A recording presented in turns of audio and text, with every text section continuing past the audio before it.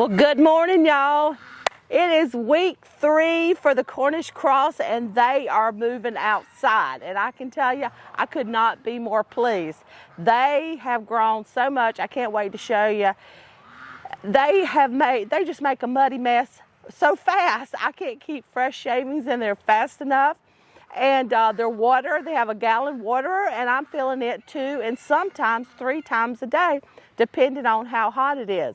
So they're moving outside. I'm gonna love it, they're gonna love it, and we can't wait to show you.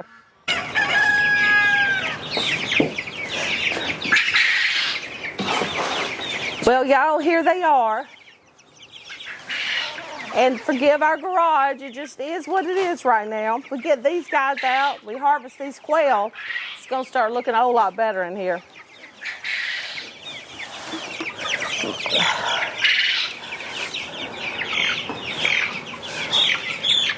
But look at the size of this bird. You see this?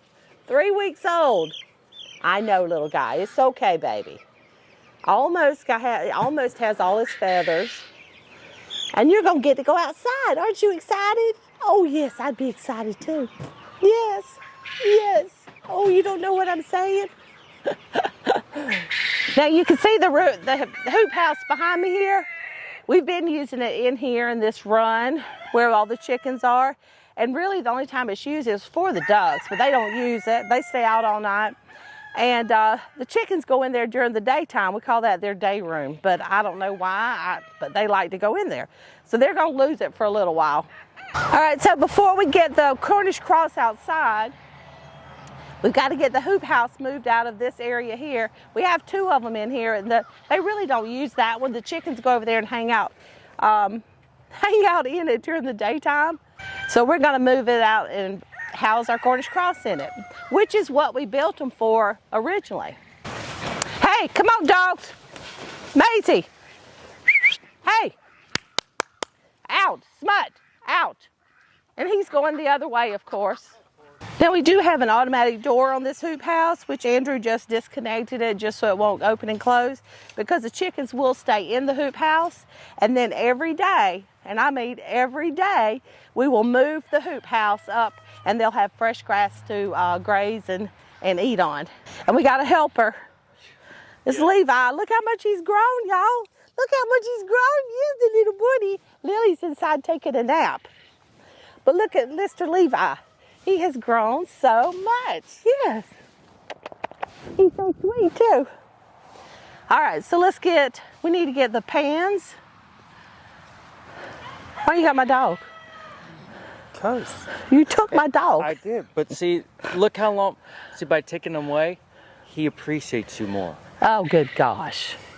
You may have a point, but anyway. All right, so we need to grab a pen from the pigs. We've got to grab a pen from them. And then we got to get the pigs. We've got to get the feeder and their waterer set up. Really looking forward to showing y'all that. Now, y'all, this is what we'll be using for a feeder.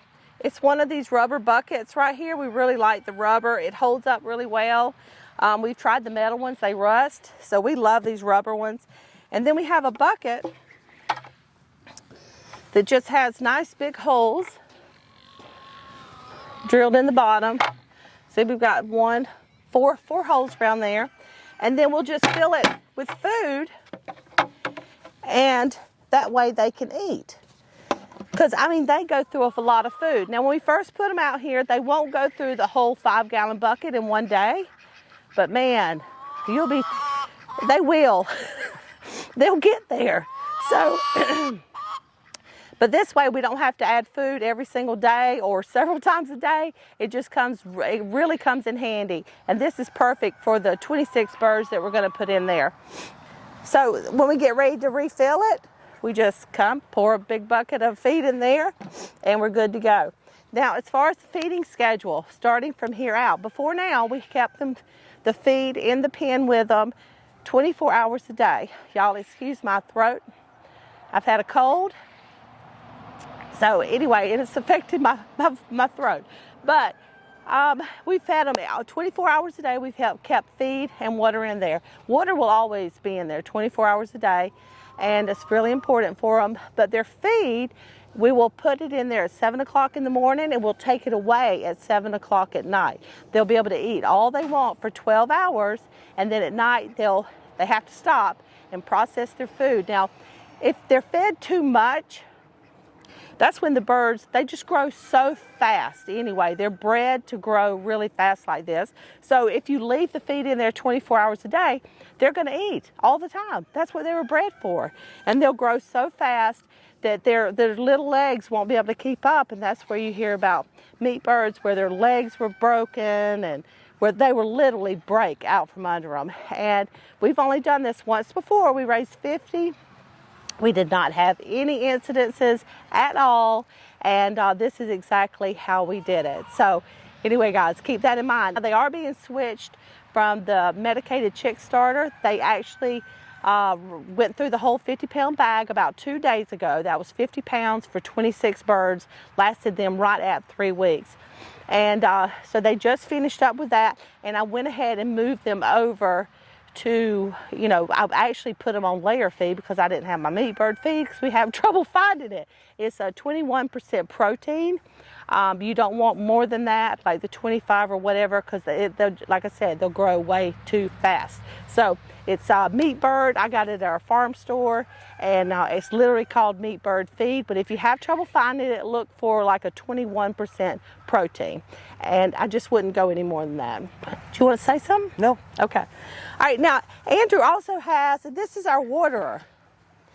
And it just has a tiny little hole at the bottom, one on each side. Now actually just one would work, but this is the bucket that we had that had holes in it. It's about 2 inches from the bottom.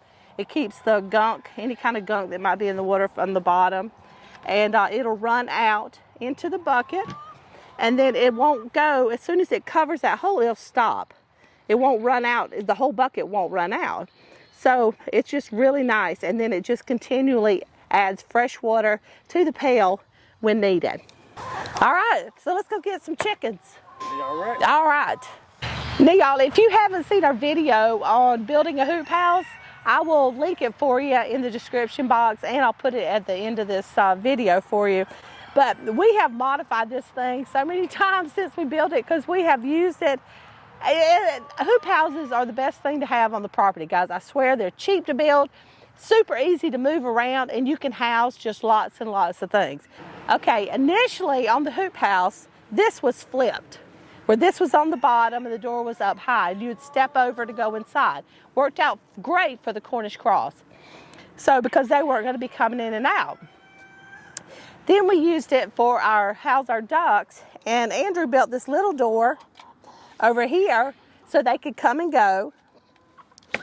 And we had to herd them up, wrangle them up every single night to get them in the hoop house. It was such a pain.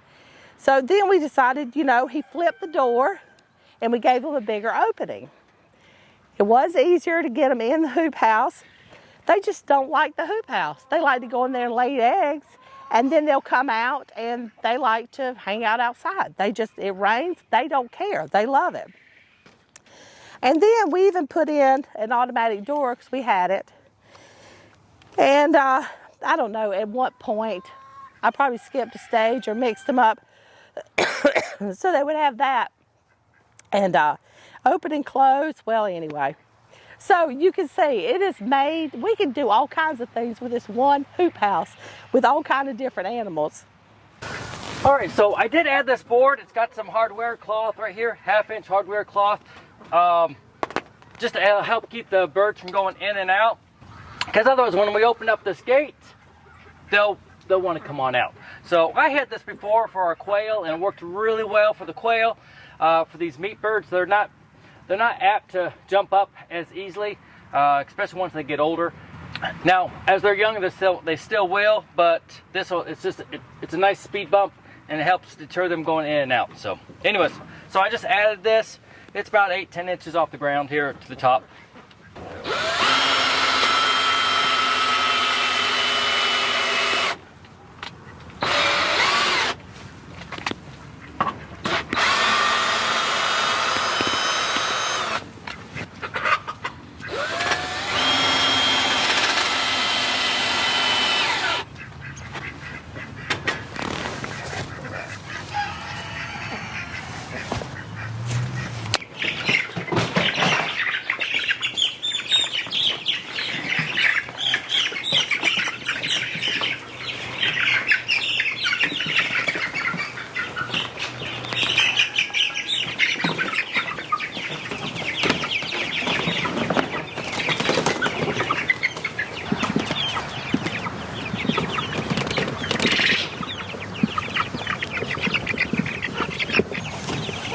heavy stuff.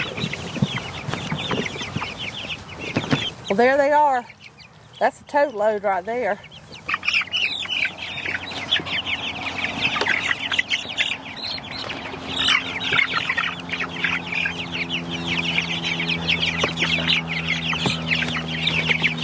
Get back in there.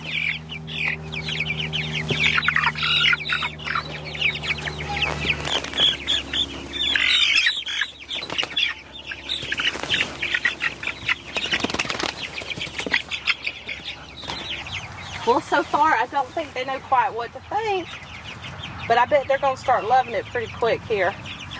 So much more space, guys. Look at here. Yeah. Yes. Well, what's this green stuff?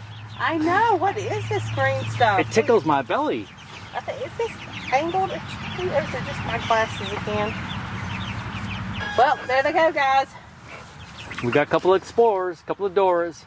Yeah, they're out checking it out. And as soon as we get out of here, they'll probably all be checking it out. So here they are. They are going, this is their home up until butcher. Now we'll leave their feed there until 7 p.m. tonight, and then we'll pull it. In the morning, we'll put it back in here. And every time we come to the pen, we'll check their water. Always want to keep a bunch of nice, good, fresh water in here for them. It's the best thing for your livestock. They have found the food. Imagine that. Yeah. Can you see them there? They are making themselves at home, and I really think they like it. Some of them are standing around like looking out and in the sunshine. It's so much better, isn't it, baby? I know. Out of that stinky brooder. But we'll leave the feed till 7 o'clock tonight and we'll pull it. And then in the morning we'll put it back in here and make sure it's nice and full so they have all the food they could eat in a 12-hour period. Always check their water, make sure it's nice and fresh. And you can add a little apple cider vinegar in the water if you like. It's always a really good thing to add in the water for your poultry, and I even give it to my goats sometimes. It's just really good for their system. Yeah, it helps keep the buckets clean, keeps the algae off. Yeah, it does. It does help with the buckets too. All right, they are definitely in the ugly stage, aren't they? Part fuzzy, part grown up. They're in their tween stage. They'll be birding next week. All right, everyone. That's it for today. Thank you so much for watching and being part of our lives as we are a part of yours. So I hope you got some value out of it. So make sure you hit that thumbs up and subscribe and share. So take care of yourselves. God bless.